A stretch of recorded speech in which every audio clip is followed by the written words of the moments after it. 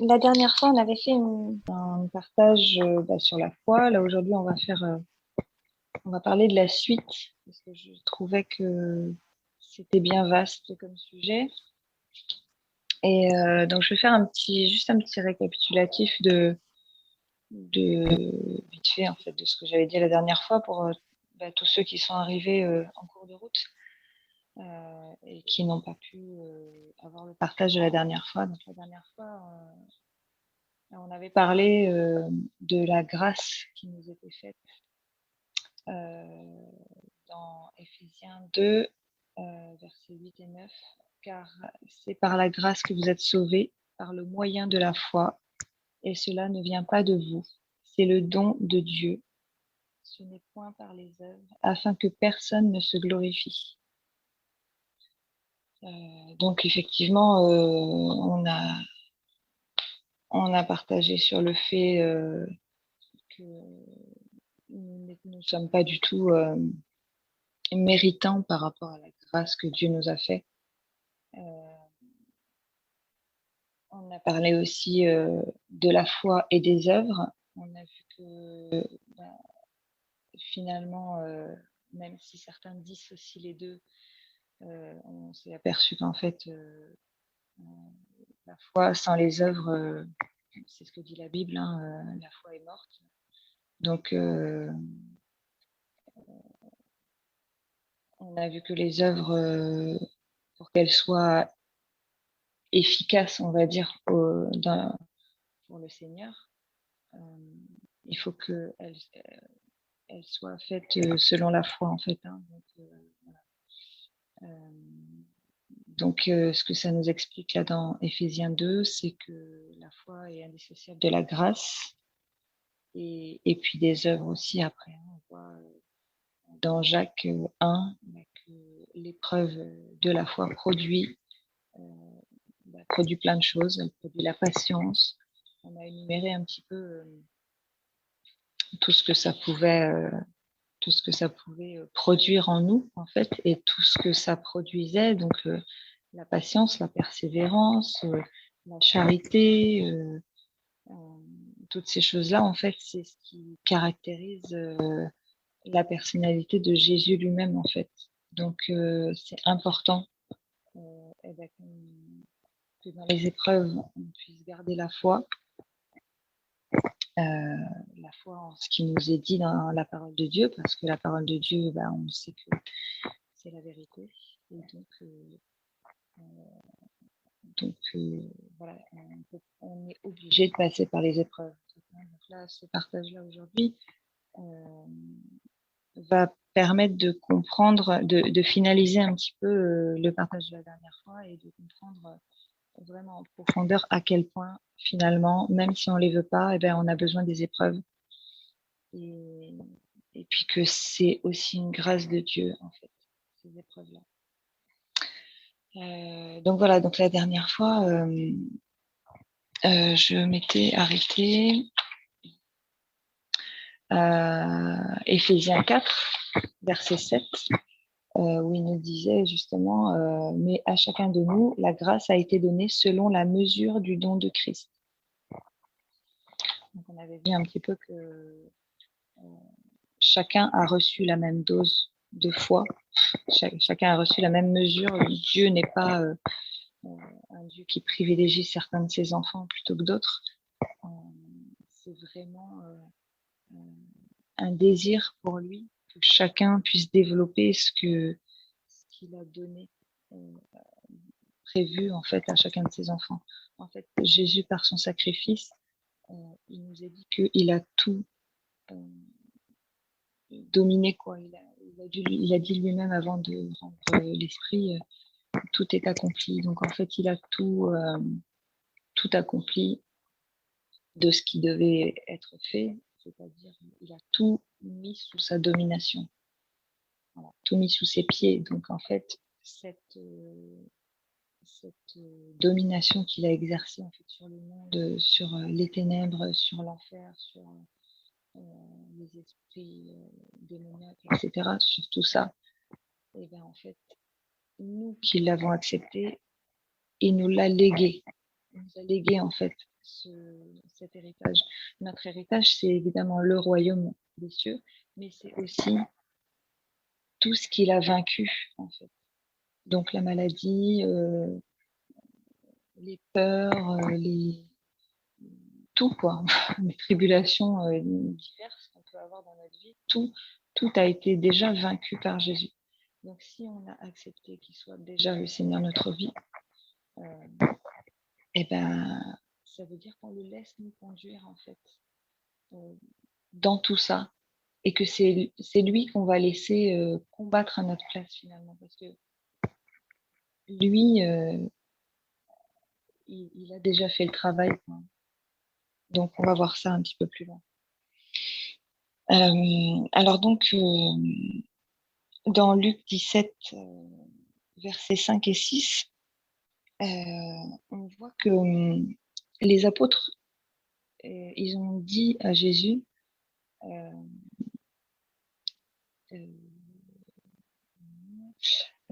Seigneur, augmente notre foi, donne-nous plus de foi. C'est souvent la prière qu'on a tendance à faire aussi, hein. On va les lire. Luc 17.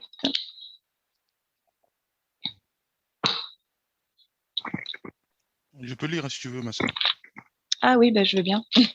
Luc 17, okay. Versets 5 et 6. 5. Voilà, donc Yoshua, ma chère, sanctifie sa parole. Donc on va lire. Les apôtres dirent au Seigneur, augmente-nous la foi. Voilà.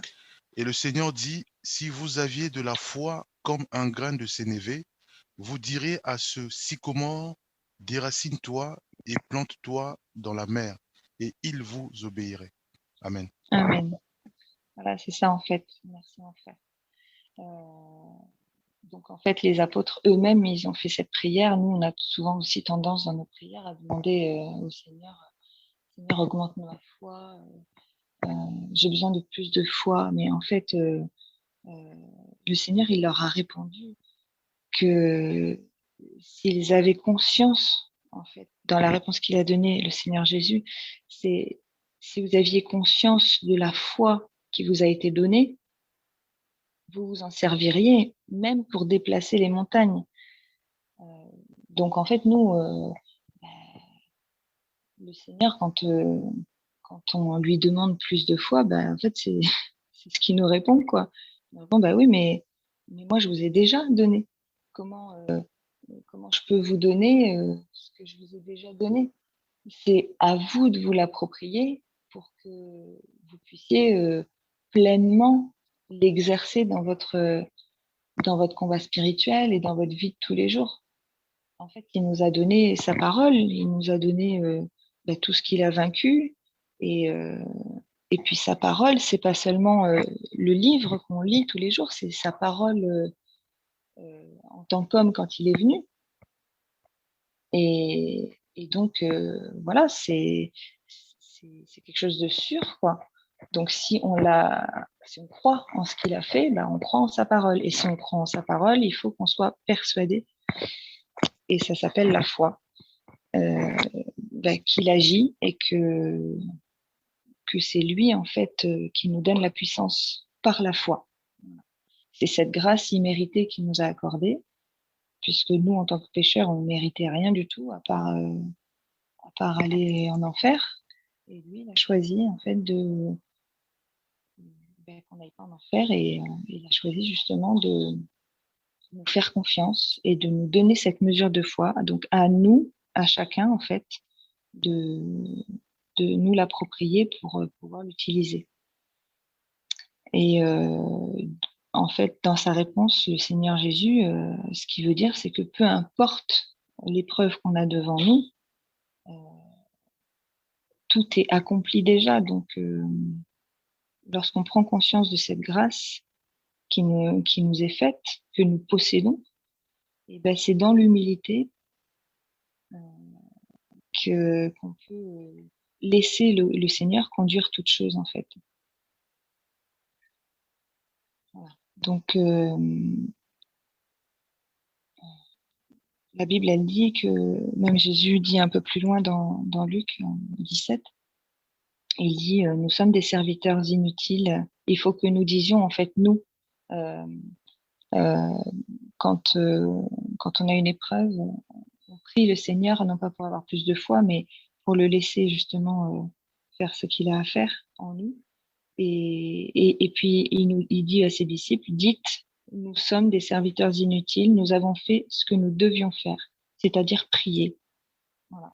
Donc, il faut vraiment qu'on s'attache à ça, parce que c'est une vérité qui est extrêmement importante pour qu'on puisse arriver à combattre aussi, nous, les épreuves, quoi, à traverser les épreuves.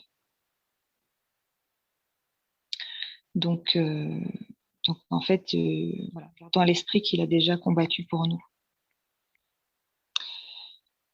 Donc voilà, le Seigneur, lui, nous donne cette mesure de foi dont nous avons besoin. Et puis nous, il faut qu'on apprenne à l'utiliser, à la mettre en pratique, justement, quand on a des montagnes qui se dressent devant nous. La Bible, elle nous dit aussi, résistez au diable et il fuira loin de vous. Mais en fait, voilà. Jacques 4, 7 nous donne ce verset, cette clé, en fait. Et ce verset-là, on a souvent tendance à le citer, même à des amis, à des frères, à des sœurs, pour les encourager. On s'encourage nous aussi avec ce verset-là, résistez au diable et il fuira loin de vous. Mais en fait, on ne sait pas vraiment le mettre en pratique. Si on est honnête, c'est voilà, la plupart d'entre nous, quand tout va bien, voilà, tout va bien. Et puis quand la montagne se dresse devant nous, ben, on a du mal en fait à résister au diable et à le faire fuir. Et pourtant, c'est plutôt simple en fait, puisque le Seigneur il nous explique en fait comment il faut faire. Il suffit simplement d'accepter la grâce que le Seigneur nous a fait, le Seigneur Jésus. Et puis voilà, savoir que lui, il a déjà fait le travail, quoi. Donc, à la croix. Et c'est pour ça que ce sacrifice-là qu'il a accompli, bah, lui seul pouvait le faire et c'est pour ça qu'il est si puissant, en fait. C'est pas n'importe qui, il est dit dans Apocalypse, personne d'autre n'était digne, voilà, n'a été digne d'ouvrir les sceaux du livre, les 7 sceaux du livre, mais personne d'autre n'était digne non plus de pouvoir donner sa vie et était assez pur en fait pour donner sa vie et puis prendre tout le péché du monde sur lui, quoi, à part Jésus. Donc il faut vraiment tout le temps se rappeler cette vérité-là. Parce que nous, on le sait, en tant que chrétiens, on le sait, mais on le dit souvent pour encourager nos frères et sœurs, mais dans notre vie, c'est souvent qu'on se laisse accabler et on a l'impression que ces montagnes qui se dressent devant nous, elles vont nous écraser, alors qu'en fait, le Seigneur nous a rendus aussi puissants que lui par son sacrifice. Donc, il faut vraiment qu'on s'accroche à ça. Alors, non pas qu'on n'ait rien à faire, hein, bien sûr, mais il nous fait la grâce de n'avoir seulement, entre guillemets, hein, je dis seulement, mais c'est déjà un gros travail qui est attendu de notre part par le Seigneur, mais il nous fait la grâce d'avoir seulement qu'à prier, finalement, avec foi, et puis veiller, hein, comme il a dit. Et puis, à la suite de ça, en fait, c'est par la prière fervente, c'est en priant avec foi qu'on résiste au diable et que la puissance de la foi qui nous a été donnée peut agir. Alors, je voulais juste faire une petite parenthèse par rapport à la définition du mot foi. Donc, la foi, c'est quoi? En fait, moi, j'ai cherché dans le dictionnaire parce que souvent, j'en parle avec ma fille et puis je lui explique que c'est une confiance aveugle qu'on a notamment dans le Seigneur Jésus, puisque dans ce monde-là actuel, on ne peut pas avoir une confiance aveugle ni dans les hommes, dans autre chose que le Seigneur finalement, dans personne d'autre que le Seigneur. Donc j'ai cherché la définition parce que je trouve que c'est bien aussi, c'est fortifiant aussi de voir que même le monde dans lequel nous vivons, en fait, on s'aperçoit que souvent il rejette l'idée d'un Dieu créateur, cette vérité plutôt, c'est pas une idée, mais c'est plutôt cette vérité qu'on a un Dieu créateur qui est tout puissant et qui est Seigneur de toutes choses, et souvent il rejette cette vérité-là, mais malgré tout, dans les définitions qu'on peut trouver, je trouve que la gloire est quand même rendue à notre Dieu Tout-Puissant.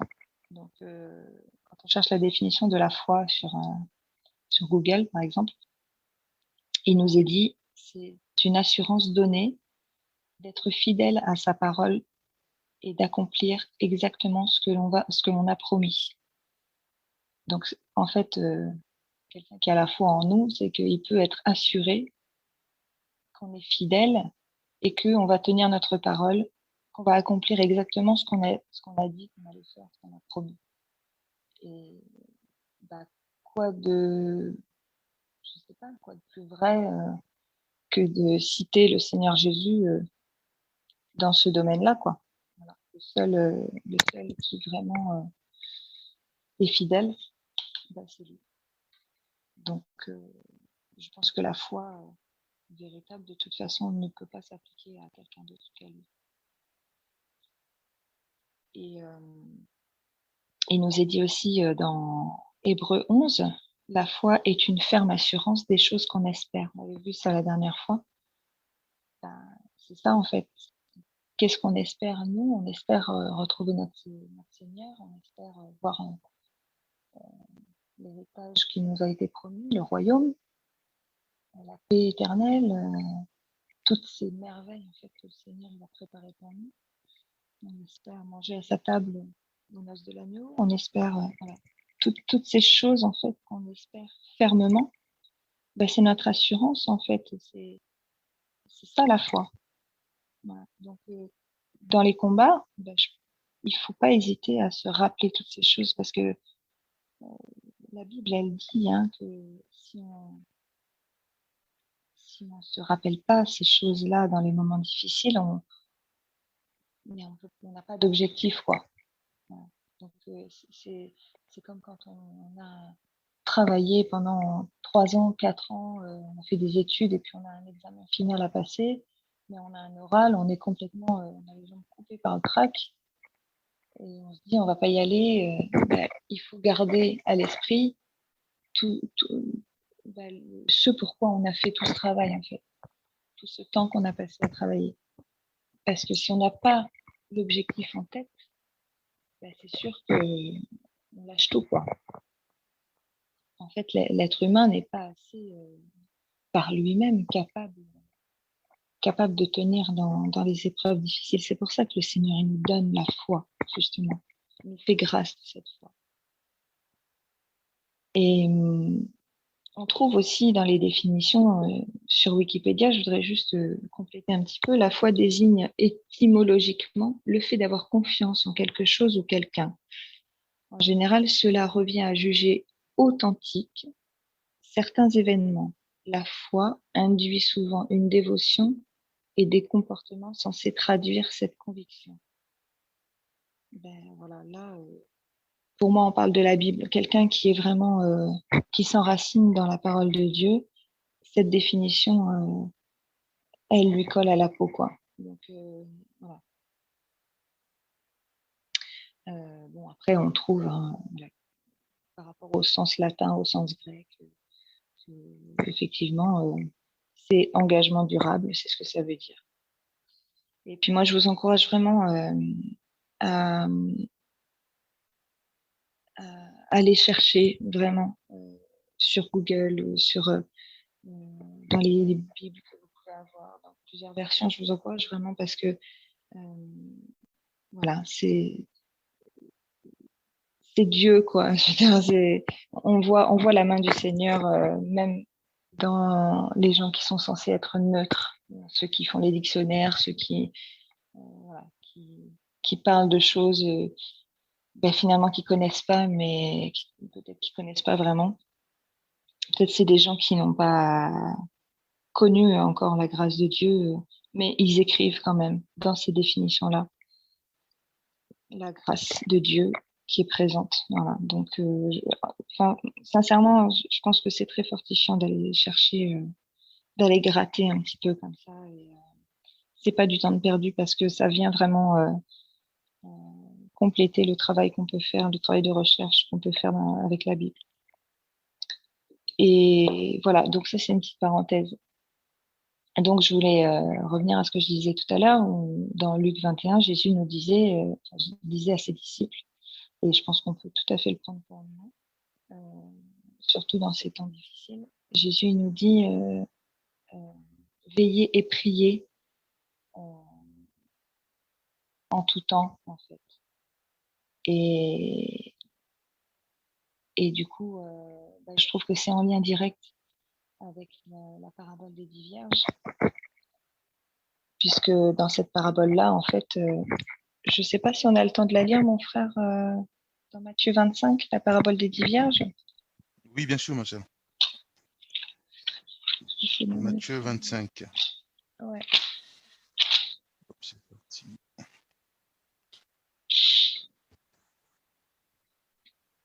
Donc, Yeshua sanctifie sa parole. Alors, le royaume de cieux sera semblable à 10 vierges qui, ayant pris leur lampe, allèrent à la rencontre de l'époux. 5 d'entre elles étaient folles et 5 sages. Les folles, en prenant leur lampe, ne prirent point d'huile avec elles, mais les sages prirent avec elles leur lampe avec leur lampe de l'huile dans des vases. Comme l'époux tardait, toutes s'assoupirent et s'endormirent. Au milieu de la nuit, on cria, voici l'époux, allez à sa rencontre. Alors toutes ces vierges se réveillèrent et préparèrent leurs lampes. Les folles dirent aux sages, donne-nous de votre huile, car nos lampes s'éteignent. Les sages répondirent, non, il n'y en aurait pas assez pour nous et pour vous. Allez plutôt chez ceux qui en vendent et achetez-en pour vous. Pendant qu'elle allait en acheter, l'époux arriva, celles qui étaient prêtes entrèrent avec lui dans la salle des noces, et la porte fut fermée. Plus tard, les autres vierges vinrent et dirent, Seigneur, Seigneur, ouvre-nous. Mais il répondit, je vous le dis en vérité, je ne vous connais pas. Veillez donc, puisque vous ne savez ni le jour ni l'heure, il en sera comme des hommes qui... Enfin, Amen. Oui, amen, mon frère. Voilà, c'est pareil. Ouais, voilà, je trouve que cette parabole, moi, c'est une de celles que j'ai lues forcément dans les premiers jours de ma conversion, enfin, les premiers jours qui ont suivi quand j'ai commencé à lire la Bible. Et sur le moment, je l'ai pas trop bien compris, évidemment, puisque un peu comme tout le monde, hein, mais quand j'ai compris en fait que juste avant ma conversion et puis au moment où je commençais ce travail-là, j'avais accepté, dans les débuts où j'ai accepté le Seigneur, quand j'ai compris en fait que je faisais partie des vierges folles, eh ben honnêtement, j'ai flippé quoi. J'avais trop peur. Je me disais c'est pas possible que je peux pas être dans ce groupe-là quoi. Et et petit à petit, voilà, le Seigneur, il m'a mis en confiance, il m'a montré aussi par sa parole, au fur et à mesure dans la lecture, j'ai compris en fait qu'il y avait voilà, des petites choses qui étaient un peu disséminées, des petites choses, mais quand je dis des petites choses, c'est pas du tout péjoratif, c'est vraiment toutes ces petites choses qui font tellement de grandes choses dans notre cœur en fait, au fur et à mesure où on les lit.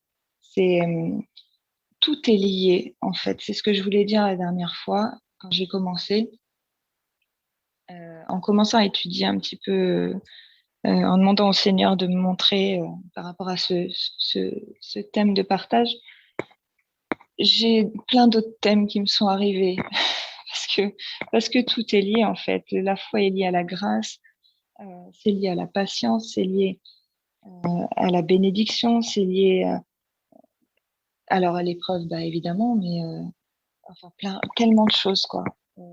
C'est lié aussi à la louange parce qu'on peut pas être dans l'épreuve et puis ne pas bénir le Seigneur pendant l'épreuve parce que sinon on ne sert pas le Seigneur, quoi. Et voilà. Et tout ça pour dire que c'est très très important en fait d'essayer de comprendre quelle est notre position quand on lit chaque parabole, quand on lit parce que c'est vrai que cette parole, c'est une parole vivante. Et à chaque moment de notre vie, en fait, cette parole-là, elle va nous parler un peu différemment par rapport à la situation dans laquelle on va être. Et un jour, j'ai entendu un pasteur dans une prédication qui posait une question, en fait, qui m'a beaucoup, ça m'a choquée dans le sens où, pareil, je me suis beaucoup remise en question. Cette question, il disait, il faut pas se poser la question de suis-je sûr de connaître Dieu? Mais la vraie question, en fait, que chaque enfant de Dieu devrait se poser, c'est est-ce que Dieu me connaît? Et moi, cette question-là, en fait, je me la suis posée forcément parce que j'étais en plein cheminement. Ma conversion avait eu lieu déjà depuis un an ou deux. Et, c'est une question que je m'étais jamais vraiment posée, même si au fond de moi, alors le Seigneur, voilà, le Saint-Esprit m'a répondu, enfin m'a apaisée. Par mon expérience personnelle, j'ai su que oui, le Seigneur me connaissait, puisque après, faut se méfier aussi, hein. On a parlé la dernière fois, Satan, il va essayer de détruire en premier notre foi, puisque c'est ce qui nous rattache au plus près du Seigneur Jésus, en fait, hein, de notre Père céleste. Si on n'a pas la foi, on ne peut pas s'approcher de lui, puisque il est dit dans sa parole que lui, il cherche des adorateurs, il cherche pour lui plaire, il faut qu'on ait la foi. Voilà. La qualité qu'il faut qu'on développe le plus pour lui plaire et pouvoir s'approcher de lui, c'est la foi. Donc en fait, voilà, et c'est important vraiment de se poser cette question, est-ce que Dieu me connaît? Est-ce que si je meurs demain, est-ce que le Seigneur, il peut m'appeler par mon prénom en me voyant et venir me chercher? Et voilà, parce que c'est vrai que ce pasteur, il disait, on peut connaître des gens très médiatisés, alors que eux ne nous connaissent pas. Voilà. Moi, je connais plein de gens qui passent à la télé, mais eux, ils n'ont absolument pas connaissance de qui je suis. Donc voilà. Par contre, le Seigneur, lui, je lui parle et je sais que quand je lui parle, il m'écoute. C'est ça, en fait, qu'il faut essayer de toucher du doigt, quoi. Il faut être sûr. Parce que c'est une certitude dans laquelle il faut s'enraciner et Satan ne pourra pas nous voler ça. Voilà. Et si on est sûr de ça, ça affermit notre foi. Voilà. Donc, et ça sert les intérêts du royaume aussi. Donc, il faut être honnête aussi et savoir à un moment donné poser les choses et puis se dire est-ce qu'on sert à chaque instant les intérêts du royaume de Dieu. Et si on est enfant légitime du royaume, si on sait que voilà, on a le sceau de Dieu sur notre front, on peut pas vaciller, quoi. On est inattaquable en fait, parce que le sceau de Dieu, il y a rien de plus fort, hein. Même Caïn, quand il a tué son frère, après, il a dit à Dieu, mais si tu me chasses, mais moi, je vais mourir. Loin de toi, je vais mourir. Tu peux pas me chasser comme ça. Et même Dieu lui a mis un sceau sur le front en disant, personne ne te touchera. Voilà. Donc, même s'il est capable de protéger des enfants qui ont fauté comme ça, qui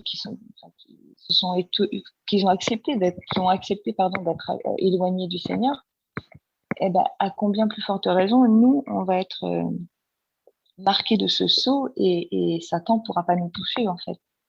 Donc, il faut vraiment, vraiment que on ne laisse pas, Satan nous mentir. Voilà, parce que c'est justement la foi qui va attaquer en premier. Donc ensuite, j'avais un petit peu d'autres exemples aussi à donner pour montrer que la foi, c'est ce qui plaît à Dieu en fait. Hein, et je crois qu'un des plus bels exemples quand même, c'est dans Jacques 2. Abraham, notre père, ne fut-il pas justifié par les œuvres lorsqu'il offrit son fils Isaac sur l'autel? Tu vois que la foi agissait avec ses œuvres et que par les œuvres, la foi fut rendue parfaite. Donc là, en fait, on nous parle de l'épreuve qu'Abraham a dû surmonter quand Dieu lui a demandé de sacrifier son fils. Ça, je crois que c'est quand même l'épreuve, voilà, à part Jésus qui s'est laissé maltraiter et qui a donné sa vie, mais je veux dire, pour nous, qui n'avons pas eu ce rôle de tout porter sur nos épaules comme a pu l'avoir Jésus, moi, si Dieu me dit donne-moi ta fille en sacrifice, eh ben, il faut que j'ai sacrément foi en lui pour me dire que c'est un Dieu bon et que cet enfant que j'ai attendu pendant plus de 80 ans, ou voilà, des décennies entières, soit il va me la ressusciter, soit de toute façon, il y aura une bénédiction pour elle ou pour moi derrière, si j'accepte. Parce que si je crois que Dieu est bon, je ne vais pas me dire je sacrifie mon enfant et puis voilà, et puis c'est tout, quoi. Donc, c'est vraiment la première fois que j'ai lu ça, je me suis dit, waouh, est-ce que moi je serais capable d'accepter? Très sincèrement, au début, c'est sûr que non. Hein. On a beau se dire, oui, mais moi pour Dieu, je le ferai. Mais après, il faut être honnête, hein, c'est quand même un choix. C'est une épreuve. Enfin, je sais pas, pour la plupart d'entre nous, sacrifier un enfant, c'est inconcevable. Alors après, il faut savoir en fait à qui on décide de sacrifier et pourquoi. Et je pense qu'Abraham, lui, il avait compris tout ça. Et ce qui montre aussi qu'il avait une vraie relation avec le Seigneur, parce que voilà, la Bible, elle nous dit que justement par sa foi, juste par sa foi, il a été justifié. Et le fait qu'il ait accepté d'offrir son fils Isaac, ça, c'est l'œuvre qui plaît à Dieu, en fait. C'est-à-dire, il s'est dit, OK, je comprends pas. En fait, il a essayé au début, mais Dieu, pourquoi tu me demandes ça? Parce que moi, ce fils-là, je te l'ai demandé.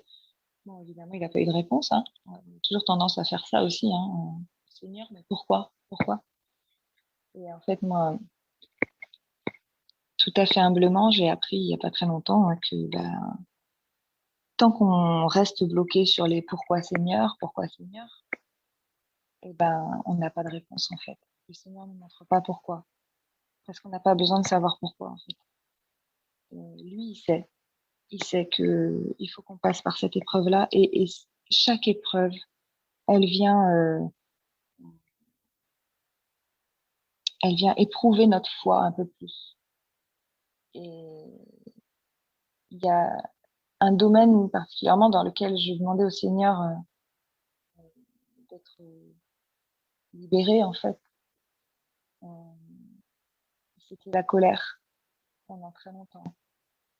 Parce que j'ai eu une maladie qui me portait beaucoup sur les nerfs il y a quelques temps. Donc, gloire à Dieu, en fait, j'ai été guérie.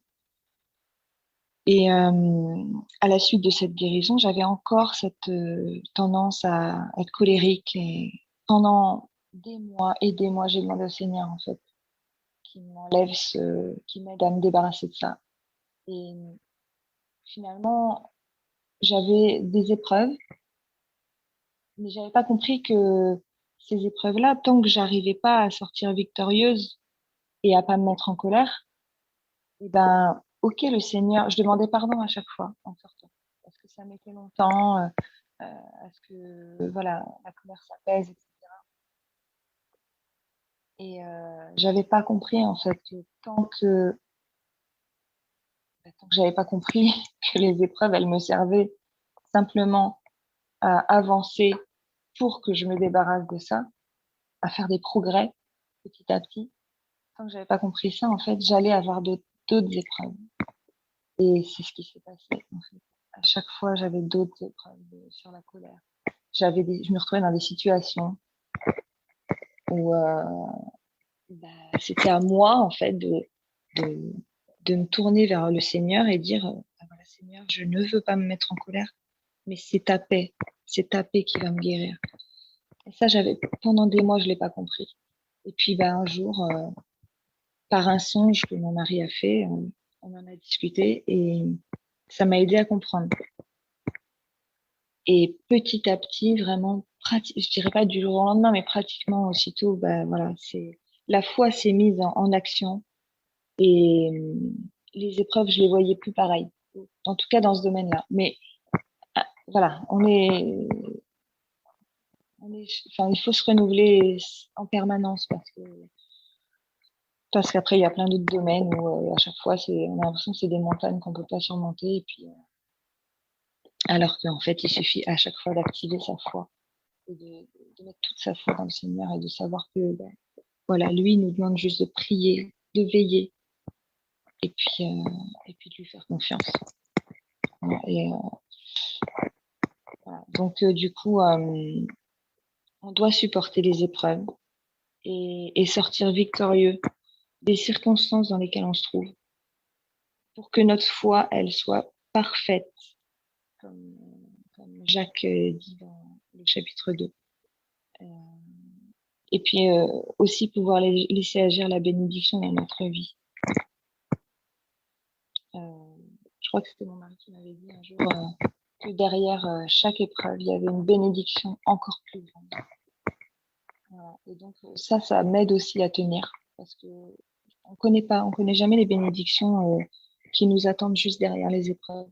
C'est le Seigneur qui a préparé tout ça pour nous. On sait que on a été bénis de toute bénédiction dans les lieux célestes et c'est à nous en fait par la foi de s'approprier ces bénédictions.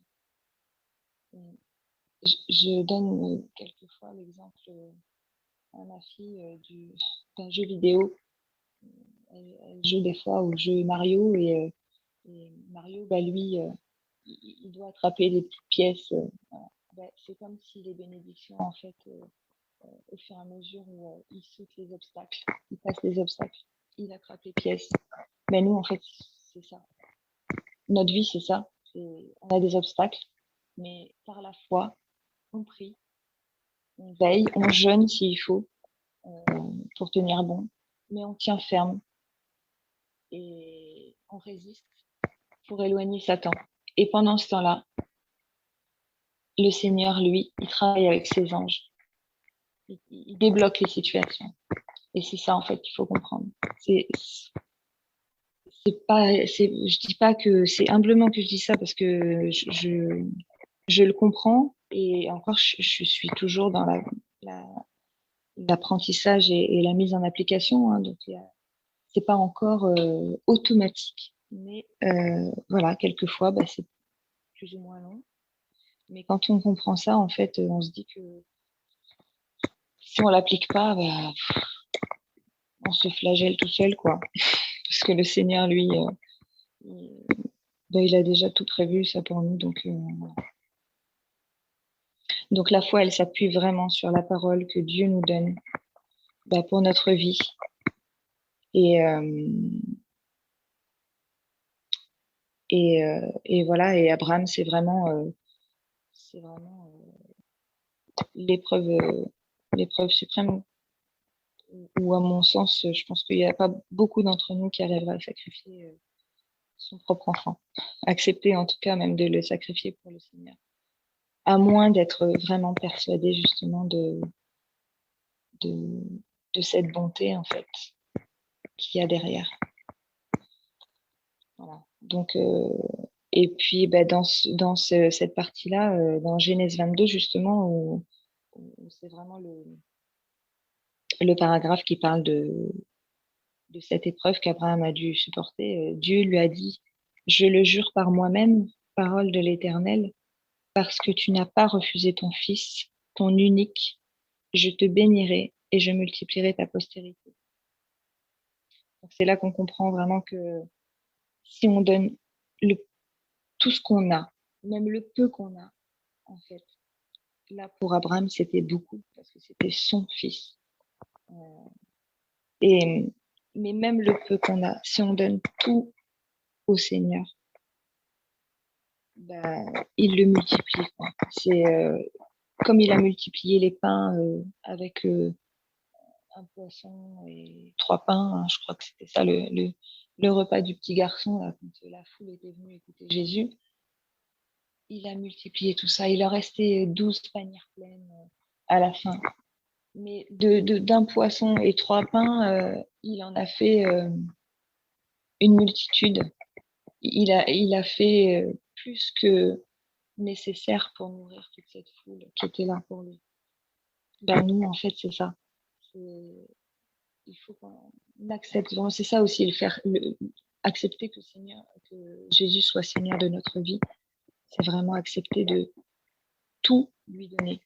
Donc, tout lui donner, c'est nos bons côtés, être capable de le louer d'un cœur sincère en toutes circonstances, et puis aussi nos épreuves, nos défauts, parce que il n'y a que lui qui peut nous changer en fait. Donc en fait, avoir la foi mais ne jamais le démontrer au Seigneur au travers des épreuves, moi je considère que c'est un péché envers Dieu, parce que c'est comme si on lui mentait, si on lui disait oui Seigneur, je crois en ta parole, j'ai foi en ta parole, mais au moment des épreuves, on ne lui montre pas.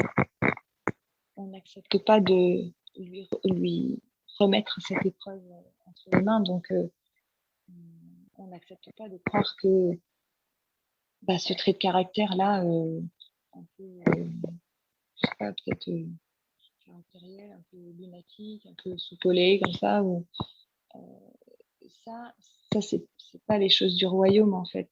C'est pas parce que le Seigneur, ça fait pas partie de la personnalité de Jésus, et ça il faut vraiment décider de remettre ça dans ses mains, toutes ces choses-là en fait, tout ce qui nous a fait, ce qui a fait de nous ce que nous sommes en fait, notre éducation, le façonnage de l'époque dans laquelle on vit, les mentalités, les modes, enfin les fréquentations qu'on a, tout ça en fait, ça nous a façonné, mais finalement il faut être conscient que maintenant qu'on appartient au royaume de Dieu, c'est pas notre héritage. Il faut qu'on s'en détache. Et tout ça, il faut être capable. C'est vraiment, c'est très très dur parce que en plus de ça, on peut pas. Le Seigneur, il peut pas tout changer en nous en une seule fois, hein, mais quand il y a quelque chose qui devient un peu récurrent dans notre vie et que on a tendance un peu à se dire, oui, ça. C'est bizarre, j'ai toujours le même problème, et peut-être à un moment donné on est tenté de penser que ça vient des autres, mais il faut aussi savoir être humble et honnête envers nous-mêmes et se remettre en question et savoir dire ça Seigneur, moi j'en veux plus parce que ça me cause plein de problèmes finalement, et donc c'est toi qui peux changer les choses, c'est toi qui peux changer mon cœur, mon caractère, donc je te le remets. Et c'est ça l'épreuve qui fait que on plaît à Dieu aussi. Donc, c'est croire que ce qu'on lit dans la Bible tous les jours, c'est pour nous. Voilà, c'est vrai. Et c'est un fondement sur lequel on veut baser notre vie.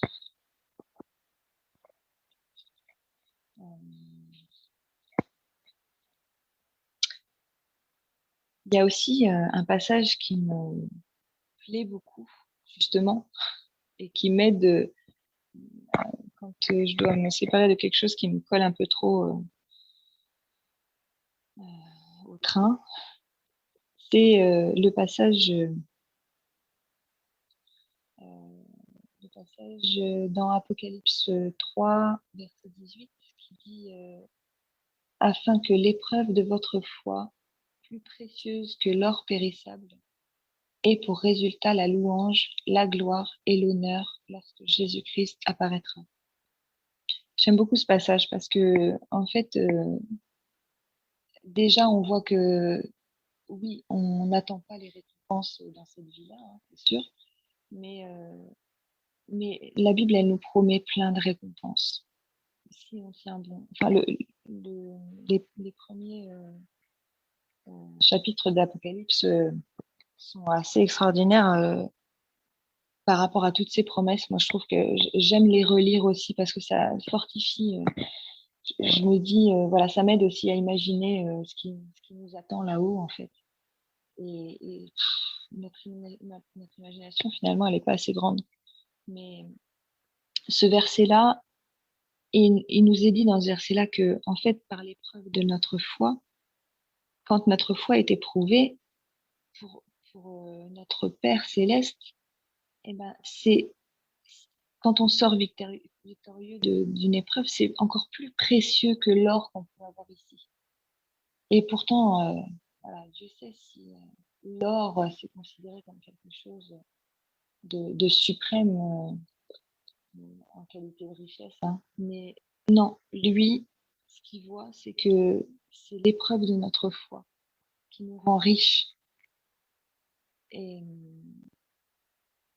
ce qu'il faut qu'on garde en pleine conscience, c'est plus on a d'épreuves dans notre vie, plus on aura de récompenses, plus on va avoir la louange, la gloire et l'honneur qui vont apparaître autour de nous quand plus le Seigneur il va être fier de nous quand il va revenir nous chercher. Donc il faut s'accrocher. Et les épreuves, bah, il ne faut pas dire au Seigneur s'il te plaît Seigneur, arrête de m'envoyer des épreuves. Parce que si on a des épreuves, c'est parce que le Seigneur il s'attache à nous et que il veut qu'on soit parfait. Il veut qu'on devienne à son image en termes de caractère. On est fait à son image, mais on a tellement été modelé par ce monde-là, on est tellement sali, nos robes, elles sont pas blanches. Et du coup, un peu plus loin, il dit je te conseille d'acheter de moi de l'or éprouvé par le feu, afin que tu deviennes riche. Et en fait, c'est ça, c'est la réponse qui est un tout petit peu plus haut qu'on a lu là juste avant. L'or, en fait, pour lui, c'est l'image de la foi éprouvée par le feu des épreuves. Quand on est dans les épreuves, ça fait mal, quoi, ça brûle. Mais c'est ce feu-là. Si on laisse le feu du Seigneur agir dans cette épreuve-là, ça devient une richesse pour le Seigneur. Ça c'est marqué dans notre livre personnel et, c'est des choses qui vont amener des récompenses quand on sera là-haut. Ça va ici nous amener des bénédictions, mais là-haut, ça va nous amener des récompenses inimaginables. En fait, je crois qu'on ne soupçonne pas à quel point on sera honoré par le Seigneur et comme il sera fier de nous, parce que c'est ce qu'il a toujours voulu en créant l'être humain, en fait, que l'être humain soit proche de lui et lui fasse confiance en toute chose. Donc, cette foi-là, elle grandit petit à petit après chaque victoire. Il faut vraiment s'accrocher. Alors, les victoires, des fois, elles viennent pas tout de suite, mais c'est pas grave. C'est pas grave parce que si on sait que les épreuves, elles conduisent à la richesse, aux richesses éternelles, ben, moi, je trouve très humblement que ça m'aide un petit peu plus à accepter les épreuves sans tout le temps demander pourquoi et pourquoi. c'est comme ça. Voilà. Et je crois que seul le Seigneur a une certaine réponse. Et puis, qui on est, nous, en fait, pour vouloir le faire parler comme ça et qui se justifie devant nous, en fait. Il n'a pas à se justifier. Et s'il sait que c'est bon pour nous, au final, on suit sa volonté. Et donc, ce verset-là, il fait aussi référence au feu dévorant de Dieu dont parle la Bible. La parole, elle compare Dieu souvent à un feu dévorant dans plusieurs livres, dans plusieurs chapitres. Un feu dévorant qui brûle tout ce qu'il y a de mauvais. Et c'est exactement ce qui se passe en nous, en fait. Et les épreuves, elles nous façonnent. Notre Père, lui, il nous connaît mieux que personne, puisque c'est lui qui nous a créés. Et 1 Corinthiens 10, 13 dit qu'il ne permettra pas qu'on puisse être éprouvé au-delà de ce qu'on peut supporter. Et ça, c'est aussi une assurance. C'est de se dire, ok, je dois passer par là, mais par contre, le Seigneur, lui, il est là, il est fidèle et il ne permettra pas que je tombe. Si on a des épreuves, si le Seigneur, il permet des épreuves, c'est pas pour qu'on meure dans ces épreuves. Quand on apprend à son enfant à faire du vélo sans les petites roulettes, on n'a pas envie qu'il se fasse un traumatisme crânien, on n'a pas envie qu'il se casse un bras ou une jambe, mais on l'encourage et on lui dit, ok, t'es tombé, mais relève-toi, remonte sur le vélo parce que tu vas voir. C'est en essayant qu'on y arrive. Et c'est comme ça qu'on apprend. Donc si tu persévères et que tu continues, en fait, que tu écoutes mes conseils, tiens-toi droit, essaye de trouver ton équilibre, ne va pas trop vite, mais pédale quand même suffisamment pour prendre un petit peu de vitesse et pas tomber. Au bout d'un moment, tu vas y arriver. Notre papa là-haut, c'est ce qu'il nous dit en fait, dans chaque épreuve. Donc voilà, après on a des épreuves plus ou moins difficiles à traverser, c'est vrai. Mais je crois que vraiment on ressort de plus en plus fort. Et une image forte, c'est dans le livre de Daniel, dans la fournaise, où du coup, lui, il est ressorti avec ses frères qui étaient avec lui. Ils sont tous ressortis, mais le roi, il les voyait presque étincelants, quoi. C'était comme l'or qu'on passe dans le feu pour qu'il soit encore plus beau. Souvent, l'or, pour faire une bague, pour faire un beau lingot, on va le passer dans le feu pour enlever les petites bulles que ça peut faire, enlever les petits défauts et puis bien le lisser, etc. Et après, pouvoir le polir, le rendre un peu plus brillant. En fait, voilà, ce feu des épreuves, là, nous, c'est comme ça nous polit, ça nous rend brillants. Et ça enlève vraiment tout ce qui est pas beau, quoi. Toutes ces tâches qu'on a. Et donc, on n'a pas d'autre choix. Si on veut continuer avec le Seigneur, c'est d'accepter les épreuves. On est obligé de passer par le feu, qui fait briller notre foi encore plus. En fait, oui, c'est ça. Ça rend notre foi plus solide, plus brillante et plus ferme.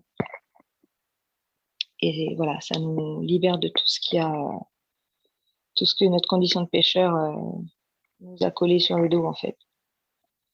Et je trouve que le livre de Daniel, c'est vraiment une merveille. Pareil, je vous encourage à relire ce livre-là parce que il y a plein d'encouragements dedans. Et voilà, il faut vraiment se laisser conduire par le Seigneur, par sa volonté. Il y a un petit dicton qui dit on reconnaît le courage et la valeur de quelqu'un à sa façon d'affronter les épreuves. Et c'est ça en fait, parce que c'est vraiment dans les moments de difficulté que le mot foi prend tout son sens. C'est là que le Seigneur permet de voir si on s'accroche à lui, si on s'enracine en lui, et vraiment si on lui fait confiance. Et le Seigneur, il le voit. Et c'est là qu'on touche vraiment son cœur, en fait. Quand on laisse notre foi agir. Donc, je trouve que, voilà, bien se rappeler aussi par rapport à l'or qui est éprouvé quand on le passe dans le feu. Et, et aussi que Dieu est appelé à un feu dévorant dans la Bible. Et ça, c'est vraiment important de se le rappeler aussi parce que le peuple hébreu, quand Moïse est allé les libérer, le peuple hébreu, en fait, avait une colonne de feu devant eux qui marchait, qui les accompagnait. Il y avait la nuée, la nuit, mais voilà, la journée, hein, c'était non, la nuit plutôt, c'était le feu et la nuée, la journée. Mais le feu était là et c'est l'image de Dieu en fait. Ce feu-là qui devait détruire toutes ces choses, toutes ces idoles au milieu desquelles ils avaient été élevés, etc. Et, il y a vraiment plein de passages dans la Bible qui parlent de ça, notamment dans Deutéronome 9.3. Voilà, il y a Daniel aussi encore qui nous parle du trône qu'il a eu en vision, le trône de Dieu, et il dit que son trône il y avait comme des flammes de feu et les roues étaient comme un feu ardent. Donc voilà, encore l'image de toute la puissance dévorante en fait de Dieu, mais dévorante dans le bon sens, pas dévorante pour nous faire périr, mais pour faire au contraire périr tout ce qui est mauvais en nous. Et on a cette image en fait que rien ne résiste au Seigneur Tout-Puissant, quoi. Si on décide de lui laisser la preuve, hein, c'est que Jésus, en donnant sa vie, il a tout accompli, en fait, il a tout dominé. Et donc, voilà. Souvent, ceux qui témoignent de l'avoir vu témoignent, et même encore, hein, que ce soit dans la Bible ou encore les gens qui témoignent d'avoir vu le Seigneur Jésus, ils disent que ses yeux sont comme des flammes et qu'une telle puissance émane de lui, en fait, que voilà, on ne peut pas tenir à le regarder, on est obligé de se mettre à. C'est pour ça que la Bible, elle dit, tout genou fléchira et toute langue confessera que Jésus est Seigneur. Bah oui, parce qu'il a déjà tout dominé, donc voilà. C'est, En fait, on sait tout ça. On est conscient de tout ça, nous, en tant que chrétiens. Mais il faut tout le temps se le rappeler. Comme dans le partage du frère l'autre jour, c'est tellement... c'est des vérités dans lesquelles, pour être enraciné, il faut se les rappeler, il faut se les répéter. C'est ce qui nourrit notre foi, c'est ce qui nourrit notre espérance, ce qui nous affermit. Et c'est vrai que si on fait pas ça quotidiennement, on ne tient pas face au combat spirituel. Donc c'est vraiment important. Et dans Jean 16, au verset 33, Jésus nous avertit que nous aurons des tribulations. Il nous a pas menti, hein, il nous a pas dit que le chemin serait facile, il nous a dit au contraire, prenez le chemin étroit qui mène jusqu'à moi et non pas le chemin large et spacieux qui mène à la perdition. Donc il nous a avertis, mais en même temps il nous rassure, il nous encourage en nous disant de rester dans la paix, car comme il a dit, j'ai vaincu le monde. Ces 5 petits mots,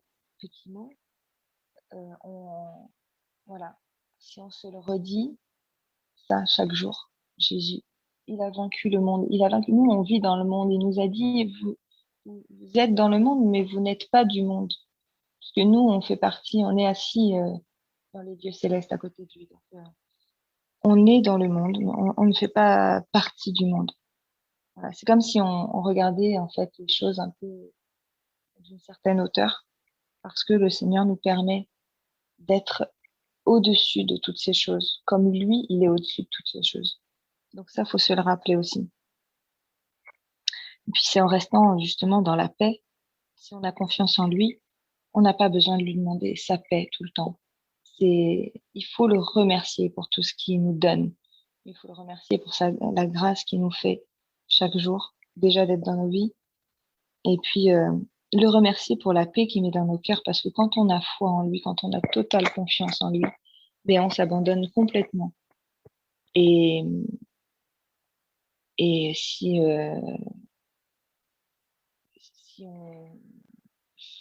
on a foi vraiment dans ce qu'il nous dit, et ben on sait que voilà, on est sauvé. C'est comme ça qu'on sait qu'on est sauvé. C'est comme ça qu'on prend courage, qu'on traverse les feux sur notre route, les grosses montagnes. Et d'ailleurs, plusieurs fois dans la parole de Dieu, j'ai fait une petite recherche là ce matin, mais j'avais pas assez de place pour noter toutes les références. Dans la Bible, j'ai pas pu compter le nombre de fois où il est dit de prendre courage, de garder confiance. Et je crois que le livre de Josué est un des plus forts quand on a besoin d'être encouragé. Parce que Josué, bah voilà, lui, hein, il est arrivé quand même, il a pris la suite d'un grand monsieur. Moïse, c'était quand même voilà, le libérateur, l'image de Jésus, hein, puisqu'il a libéré, Dieu l'a appelé à libérer le peuple hébreu.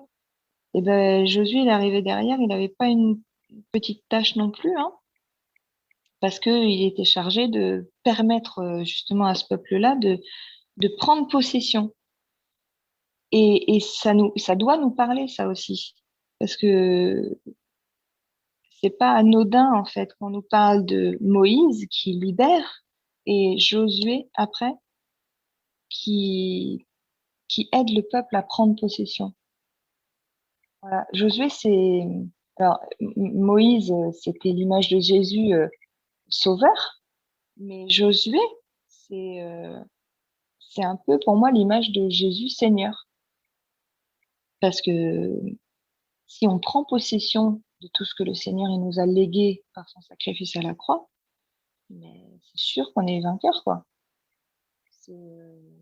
La Bible nous le dit, mais voilà, c'est sûr que pour moi, Josué, d'ailleurs Josué, c'est le nom français, mais la traduction hébraïque, c'est Yeshua. Donc voilà, ça parle tout seul. Et donc voilà, c'est vraiment, je trouve que le livre de Josué est bourré vraiment d'encouragement. Voilà, quand on a besoin, il ne faut pas hésiter aussi à relire ces passages-là. Et voilà, d'ailleurs, dans Luc 18, j'avais relevé aussi que Dieu lui-même ne fera-t-il pas justice à ses élus qui crurent à lui jour et nuit, et tardera-t-il à leur égard? C'est une question qui nous est posée, mais en fait, si on s'enracine dans tout ce qu'on a dit, on connaît la réponse en fait. Donc, voilà. Ça aussi, bien sûr que le Seigneur ne tardera pas à faire justice à ses enfants qu'il a élus, et parce qu'il leur a promis la vie éternelle. Donc, évidemment qu'il leur fera justice. C'est pas à nous de faire justice. Donc, voilà. C'est pas contre les hommes qu'on a à lutter, mais plutôt les choses spirituelles. Donc, on nous donne toutes les armes en fait pour combattre.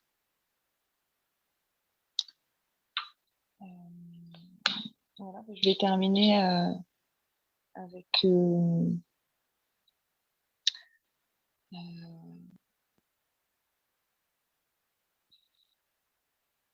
un petit résumé en fait qui est voilà pour dire que si on veut mettre en application la foi qui nous a été donnée par la grâce de Dieu, et il est plus que nécessaire, on se rend compte en fait de passer par les épreuves. C'est plus que nécessaire que nos branches, on est souvent, Jésus nous avait comparé aussi à des petits arbres, des cèpes de vigne, hein, des sarments. Et lui est le cèpe et nous on est les sarments. Et en fait, on a besoin d'être émondés. On a besoin qu'on nous coupe les petites branches mortes. Et ben en fait, les épreuves, elles servent à ça.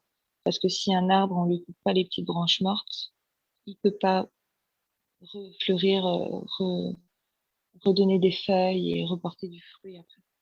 Donc ben, nous, voilà, c'est pas pour rien qu'on a été comparé à ces parties-là de la vigne, quoi. Et c'est le Seigneur, en fait, qui nous a plantés, qui nous enracine dans sa parole. Donc, on a tous les bons nutriments qu'il faut. On a l'eau vive, sa parole, on a sa lumière. Et puis,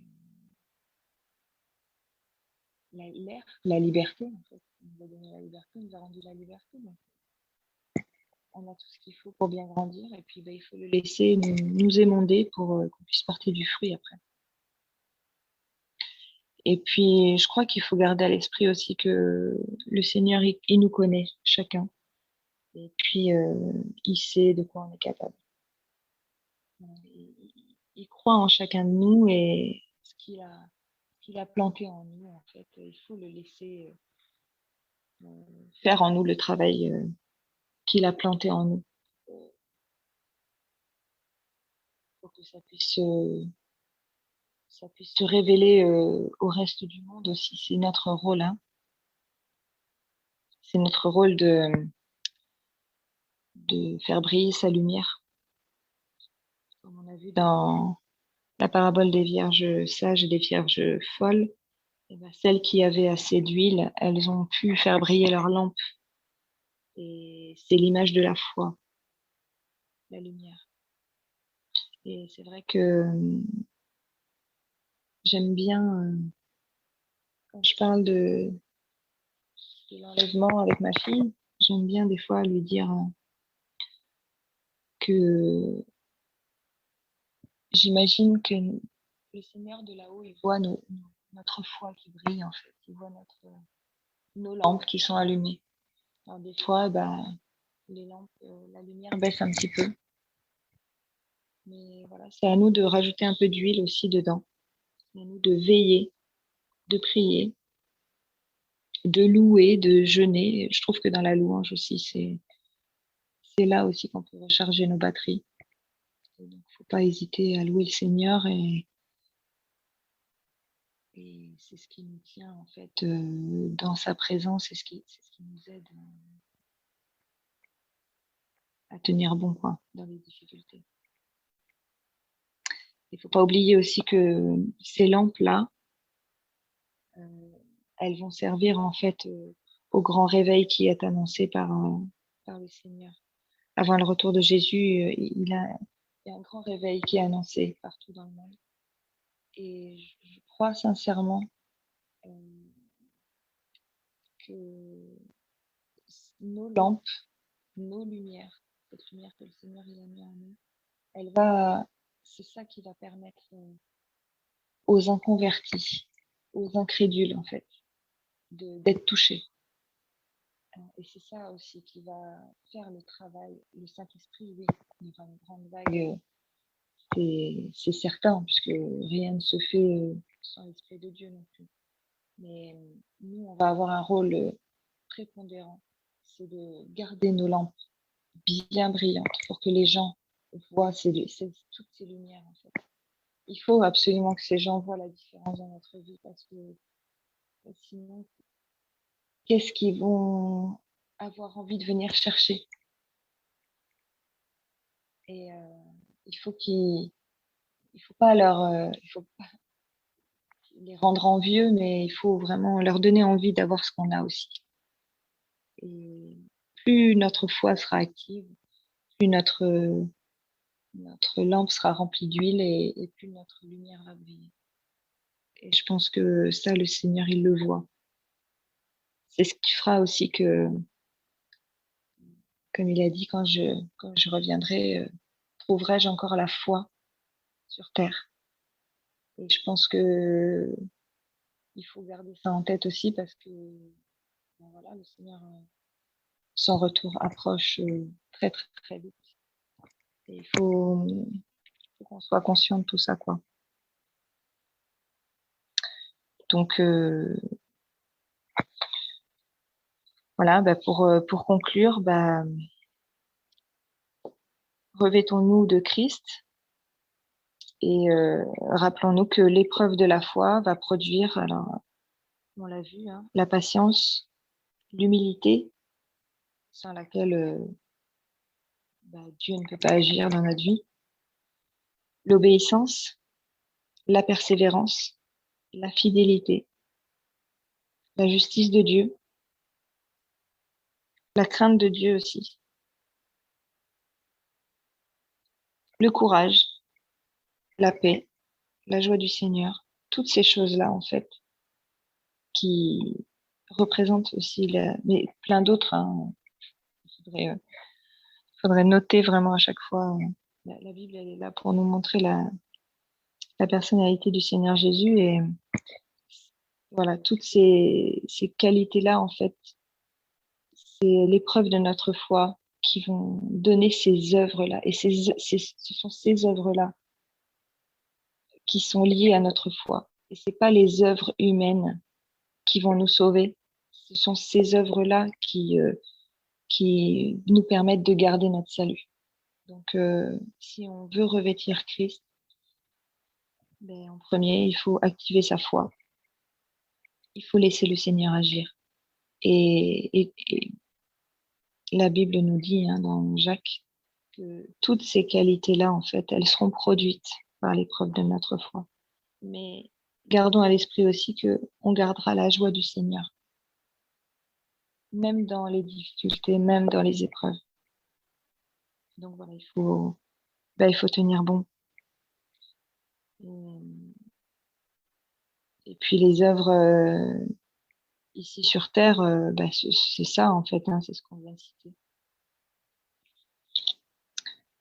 Et puis n'oublions pas que après ces œuvres-là, elles vont produire la louange, la gloire et l'honneur pour le Seigneur, au retour du Seigneur Jésus. Donc voilà, moi je voulais juste terminer avec un proverbe et un psaume qui, je trouve, termine bien pour encourager un petit peu tous ceux qui ont besoin. Et donc le proverbe 14-26, celui qui craint l'Éternel possède un appui ferme et ses enfants ont un refuge auprès de lui. Et le psaume 27-14 qui dit espère en l'Éternel, fortifie-toi et que ton cœur s'affermisse. Espère en l'Éternel. C'est pas pour rien, je pense que c'est répété 2 fois. Donc espérons en notre Dieu puissant. Continuons de lui faire confiance parce que tout ce qu'il dit, tout ce qu'il a dit dans sa parole s'accomplira. Les bonnes comme les moins bonnes choses. Donc faisons partie des vierges sages et ne faisons pas partie des vierges folles. Gardons nos lampes allumées et puis laissons notre mesure de foi, notre bonne mesure de foi. On n'a pas besoin de plus, mais laissons notre mesure de foi agir comme il se doit en fait dans nos épreuves. Gardons notre dépôt, notre pleine assurance et que la vérité, cette assurance que la vérité de la parole du Seigneur a été mise en nous en fait, par Jésus. Donc voilà, j'espère que vous serez fortifiés et guéris et encouragés.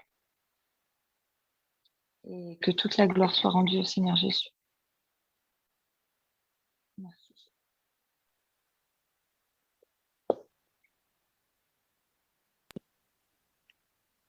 Amen. Amen, amen.